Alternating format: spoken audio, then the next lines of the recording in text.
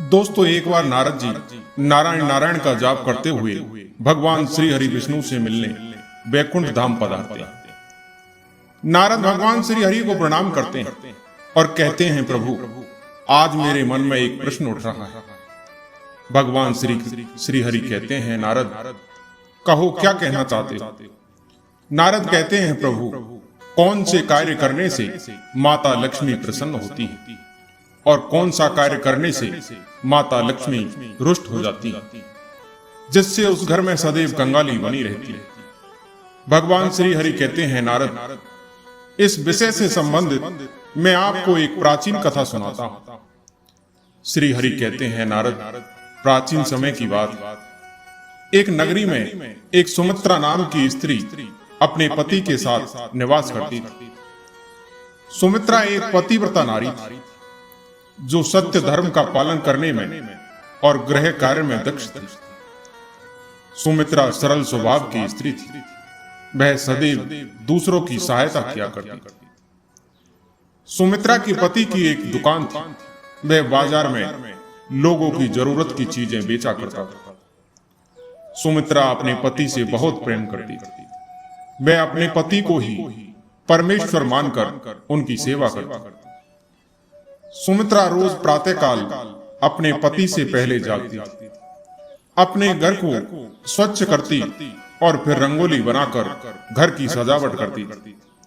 उसके बाद वह तुलसी को जल देती और देवी देवताओं की पूजा किया करती। इस प्रकार से सुमित्रा का यह रोज का नियम था। उस स्त्री ने कभी किसी का अनादर नहीं किया। वह सभी के साथ मधुर वाणी में बातें करती। सभी लोग सुमित्रा को देखकर कहते थे कि यह तो साक्षात लक्ष्मी के समान गुणवान वाली स्त्री। यह अपने परिवार का कितने अच्छे से ख्याल रखती। इसके अलावा सुमित्रा दान धर्म करते समय कभी अपने हाथ पीछे नहीं खींचती थी। उसके द्वार पर जो भी याचक आता, वह उसे दान दिए बगैर नहीं भेजती। उसके द्वार से कोई खाली हाथ नहीं जाता। जो भी भूखा उसके द्वार पर आता तो उसे भरपेट भोजन करके ही लौटाती, जिससे उसके द्वार पर आए हुए सभी याचक अत्यंत प्रसन्न होकर उसे आशीर्वाद देकर लौट जाते। इतना ही नहीं, सुमित्रा अपने पड़ोसियों की भी सहायता करती। उसमें जो भी गरीब और दुखी लोग रहते थे, उन्हें भी वह नित्य भोजन दिया करती। सुमित्रा के पड़ोसियों को जिन जिन चीजों की जरूरत पड़ती थी, सुमित्रा बिना सोच विचार किए उन्हें दे दिया करती, जिस कारण से पड़ोसी उसका बहुत अधिक सम्मान करते। वह कहते थे कि सुमित्रा तो साक्षात देवी। लोग जब भी उसकी प्रशंसा करते तो वह सभी लोग उसके विषय में अच्छी बातें ही कहते। लेकिन लोगों की बातें सुनकर भी सुमित्रा ने कभी घमंड नहीं किया। वह उन सभी को आदर और सम्मान से ही बातें किया करती। फिर एक दिन की बात है, सुमित्रा की एक पड़ोसन उसके घर पर आती। सुमित्रा बड़े प्रेम से उससे कहती है, बहन, आज किस काम से तुम मेरे घर आई? बताओ क्या बात? यदि कोई वस्तु चाहिए तो मांग लो, मैं तुम्हारी मदद अवश्य करूंगा। सुमित्रा की पड़ोसन कहती है, बहन, आज मेरी बेटी को देखने के लिए लड़के वाले आ रहे हैं, इसलिए मैं चिंता में हूं। मेरे पास पहनने के लिए एक भी गहना नहीं, तो मैं अपनी बेटी को क्या दूं? उसके पास पहनने के लिए अच्छे वस्त्र भी नहीं, इसलिए आप थोड़े गहने और वस्त्र एक दिन के लिए उधार दे दीजिए। जब लड़के वाले देखकर चले जाएंगे तो मैं तुम्हारे गहने और कपड़े लौटा दूंगा। उस पड़ोसन की बात सुनकर सुमित्रा कहती है, बहन, तुम चिंता मत करो। तुम्हारी पुत्री मेरी छोटी बहन के जैसी है। उसकी सहायता मैं जरूर करूंगी। मैं अभी तुम्हें मेरे गहने और साड़ी देती हूं, जिसे पहनकर तुम्हारी पुत्री राजकुमारी लगेगी। सुमित्रा अपनी साड़ी और गहने उस पड़ोसन को दे देती। वह पड़ोसन प्रसन्न होकर के गहने और साड़ी लेकर चली जाती।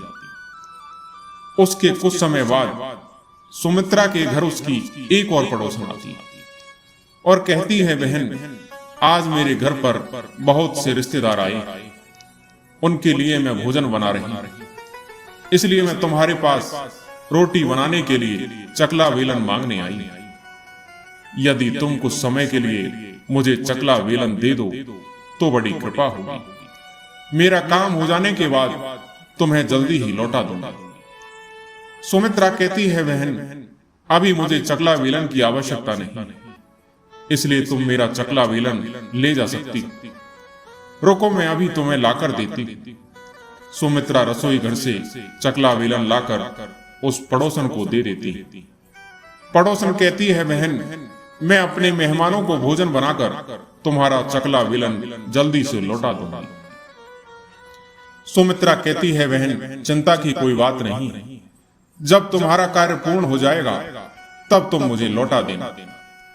कुछ समय बाद अन्य एक स्त्री सुमित्रा के घर पर आती। पड़ोसन सुमित्रा से कहती है, बहन मेरे घर पर आज बहुत गंदगी हो गई और मेरे घर को साफ करने के लिए मेरे पास कुछ भी नहीं, इसलिए मैं तुम्हारे पास झाड़ू मांगने के लिए आई। मुझे अपने घर की झाड़ू दे दो तो मैं अपना घर साफ करके तुम्हें झाड़ू लौटा दूंगा। सुमित्रा बिना विचारे किए ही कहती है, बहन बस झाड़ू ही तो है, तुम रुको, अभी मैं तुम्हें अपने घर की झाड़ू ला कर देती। वह पड़ोसन सुमित्रा के घर की झाड़ू लेकर चली जाती। कुछ समय के बाद एक और पड़ोसन सुमित्रा के घर पर आती। सुमित्रा कहती है, बहन आज मेरे घर पर किस कारण से आना हुआ? तुम्हें जो कुछ भी चाहिए निसंकोच होकर कहो, मैं तुम्हारी सहायता करने का प्रयास अवश्य करूंगी। तब वह पड़ोसन कहती है, बहन मेरा बच्चा भूखा है और उसे पिलाने के लिए दूध नहीं, इसलिए मैं तुम्हारे पास दूध मांगने के लिए आई। अगर थोड़ा सा दूध मिल जाता तो बड़ी कृपा होती। सुमित्रा कहती है, बहन इसमें कौन सी बड़ी बात? सुमित्रा रसोई घर में जाती और थोड़ा सा दूध लेकर आती है और उस दूध को पड़ोसन को दे देती है। वह पड़ोसन दूध लेकर अपने घर चली जाती। इस प्रकार से सुमित्रा अपने सभी पड़ोसियों की मदद कर देती और प्रसन्न होकर घर का काम करने में लग जाती। फिर रात होते ही उसका पति घर पर लौट आता है। सुमित्रा अपने पति की खूब सेवा करती।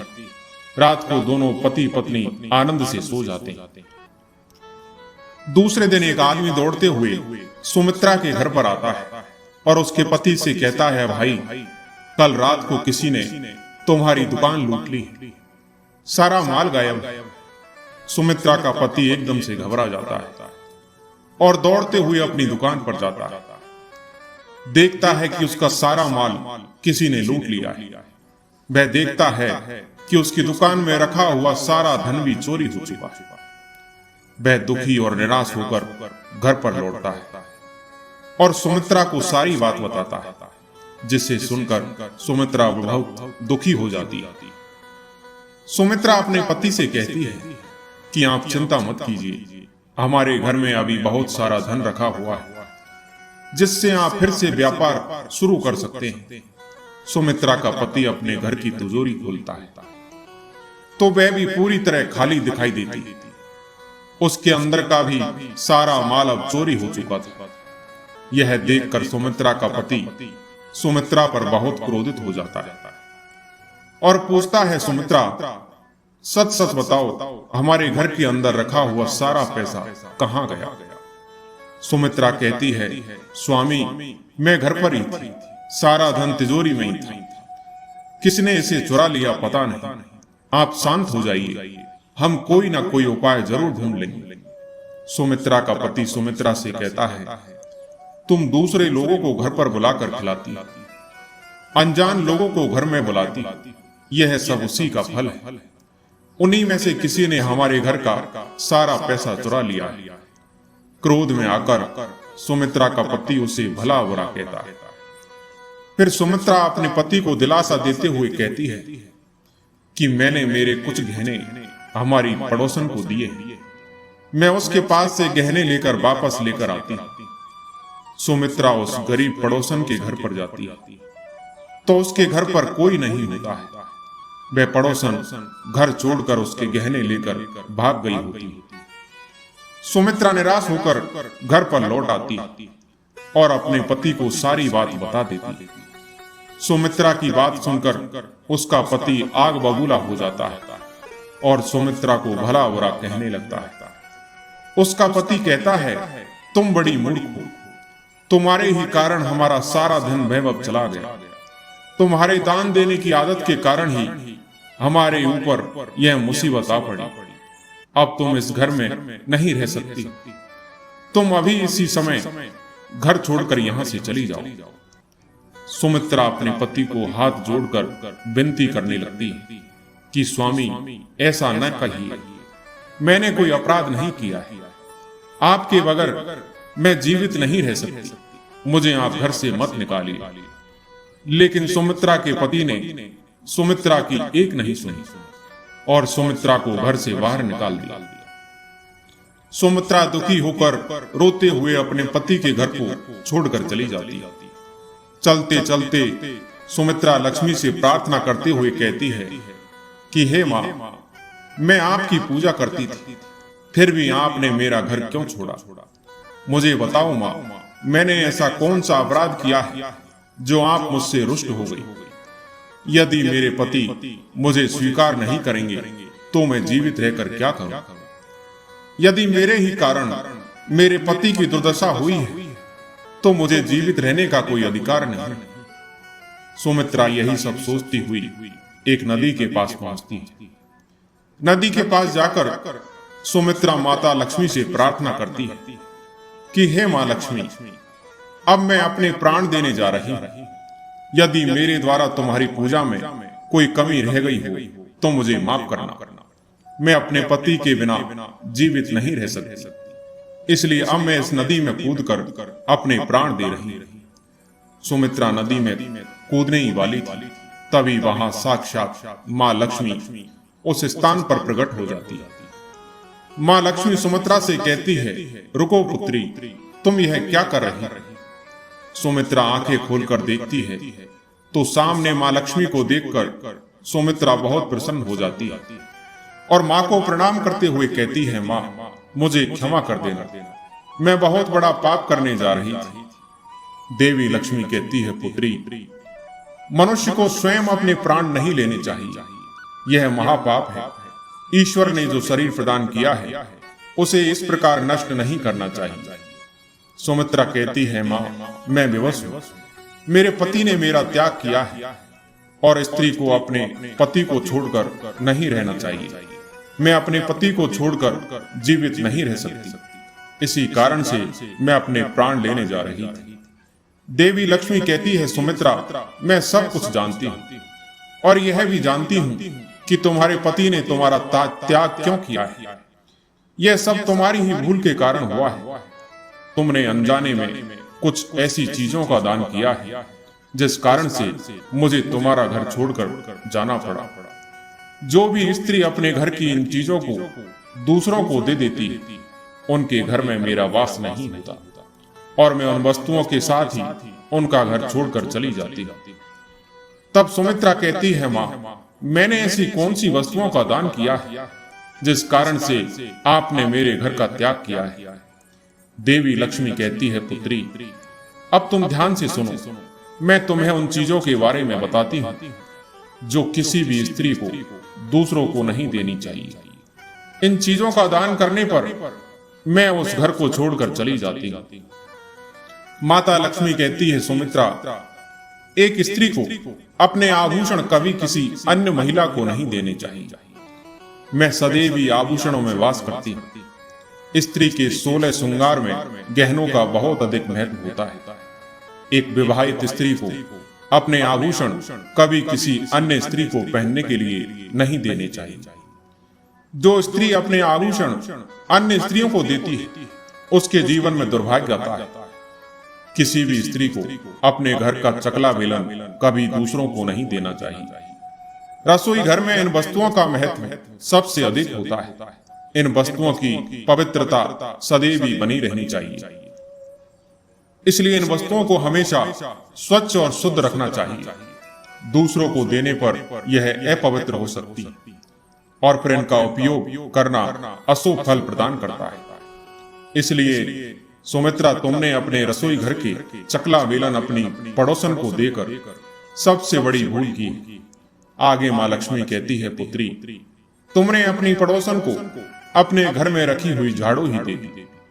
जिस वस्तु में मेरा सदैव वास होता है, जो वस्तु मुझे सबसे अधिक प्रिय है, तुमने उसे ही दूसरे को दे दिया, तो फिर मैं तुम्हारे घर में कैसे ठहरती? इसलिए जो स्त्री अपने घर की झाड़ू दूसरों को दे देती है, मैं उसके घर को त्याग देती, उस स्थान पर मेरा वास नहीं होता है।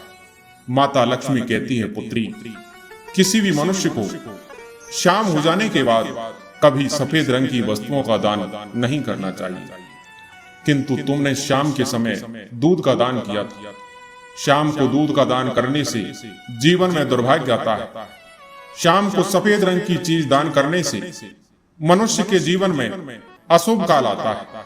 माता लक्ष्मी कहती है, पुत्री, मैंने तुम्हें उन सभी वस्तुओं के बारे में बता दिया है जिनका कभी दान नहीं करना चाहिए। यह वस्तुएं कभी दूसरों को उधार में अथवा उपयोग के लिए नहीं देनी चाहिए।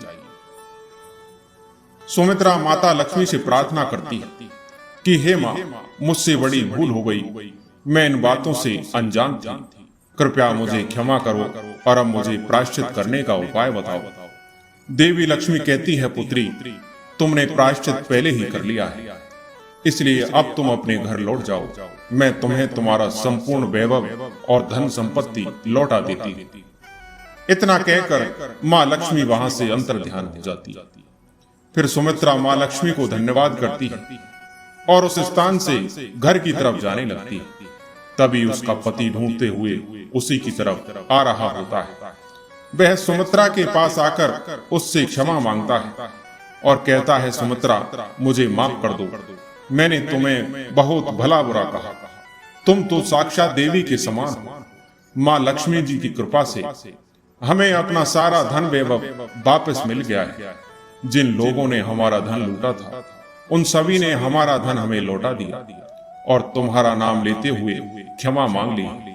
यह सुनकर सुमित्रा अपने पति के साथ घर लौट जाती है। माँ लक्ष्मी की कृपा से सुमित्रा के घर में फिर से सुख समृद्धि आती है।